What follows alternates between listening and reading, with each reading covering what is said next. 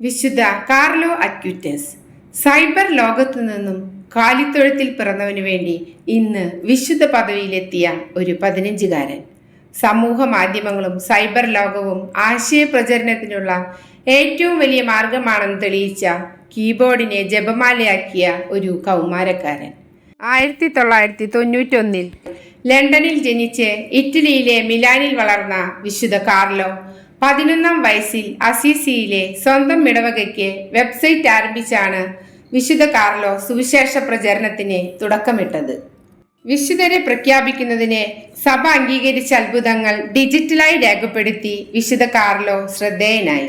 അത്രയധികം ഭക്തി തീക്ഷ്ണതയുള്ള മാതാപിതാക്കൾ അല്ലാതിരുന്നിട്ട് പോലും വിശുദ്ധ കാർലോ പരസ്പര പൂരകങ്ങളായ വിശ്വാസവും സൈബർ ലോകവും സമർത്ഥമായി സംയോജിപ്പിച്ച് വിശ്വാസ പ്രചരണത്തിന് പുതിയ പാത തുറന്നു. ദൈവത്തിന്റെ ഇൻഫ്ലുവൻസർ എന്നാണ് വിശുദ്ധ കാർലോ അറിയപ്പെടുന്നത്. മൊബൈൽ ഫോണും കമ്പ്യൂട്ടർ ഗെയിംസും ഒക്കെ കളിച്ച് ബർമുടയും ബനിയനുമിട്ട് ഒരു കൂളിംഗ് ഗ്ലാസും വെച്ച് മുഖത്ത് നിറഞ്ഞ പുഞ്ചിരിയുമായി എല്ലാവരുടെയും ഹൃദയം കവർന്ന വിശുദ്ധ കാർലോ 2006 15-ാം വയസ്സിൽ രക്താർബുദം ബാധിച്ചാണ് വിശുദ്ധ കാർലോ മരിച്ചത്. എപ്പോഴും യേശുവുമായി ഐക്യപ്പെട്ടിരിക്കുക, ഇതാണ് എൻ്റെ ജീവിത ലക്ഷ്യമെന്ന് വിശുദ്ധ കാർലോ പ്രസ്താവിച്ചു. രോഗബാധിതനായി വേദനകൾ സഹിക്കുമ്പോൾ ആ കൗമാരക്കാരൻ അവസാനമായി അമ്മയോട് പറഞ്ഞ വാക്കുകൾ ഇങ്ങനെയാണ്: അമ്മേ, ഭയപ്പെടേണ്ട. യേശു മനുഷ്യനായതിനു ശേഷം മരണം ജീവിതത്തിലേക്കുള്ള ഒരു വഴിയായി മാറിയിരിക്കുന്നു. അതിൽ നിന്ന് നമ്മൾ ഓടിപ്പോകേണ്ടതില്ല. നിത്യജീവിതത്തിൽ അസാധാരണമായി എന്തെങ്കിലും ഉണ്ടായാൽ അത് അനുഭവിക്കാൻ നമുക്ക് സ്വയം ഒരുങ്ങാം. മരണത്തെ മുഖാമുഖം കണ്ട ഒരു കൗമാരക്കാരന്റെ അവസാന വാക്കുകളാണിത്. വിശുദ്ധ പദവിയിലേക്കുള്ള ആദ്യ ചുവടുവയ്പായി 2020 വിശുദ്ധ കാർലോയെ വാഴ്ത്തപ്പെട്ടവനായി പ്രഖ്യാപിച്ചു.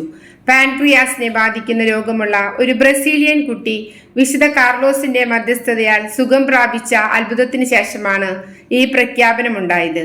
കാർലോയുടെ മധ്യസ്ഥതയിൽ കോസ്റ്ററിക്കയിൽ നിന്നുള്ള ഫ്ലോറൻസിലെ വിദ്യാർത്ഥിയായിരുന്ന കൗമാരക്കാരി വലേറിയയ്ക്ക് അപകടത്തെ തുടർന്നുണ്ടായ ഗുരുതര അവസ്ഥയിൽ നിന്ന് സൗഖ്യം ലഭിച്ചത് രണ്ടാമത്തെ അത്ഭുതമായി സമിതി അംഗീകരിച്ചതോടെ വിശുദ്ധരുടെ ഗണത്തിലേക്ക് വിശുദ്ധ കാർലോയെ ഉയർത്തുന്നതിന് ഫ്രാൻസിസ് മാർപ്പാപ്പയുടെ അധ്യക്ഷതയിൽ ചേർന്ന സമിതി തീരുമാനിച്ചു. ലോകമെമ്പാടും സാക്ഷ്യം വഹിച്ച എല്ലാ അത്ഭുതങ്ങളും രേഖപ്പെടുത്തുന്ന ഒരു പ്ലാറ്റ്ഫോമാണ് വിശുദ്ധ കാർലോ നിർമ്മിച്ച വെബ്സൈറ്റുകളിലൊന്ന്.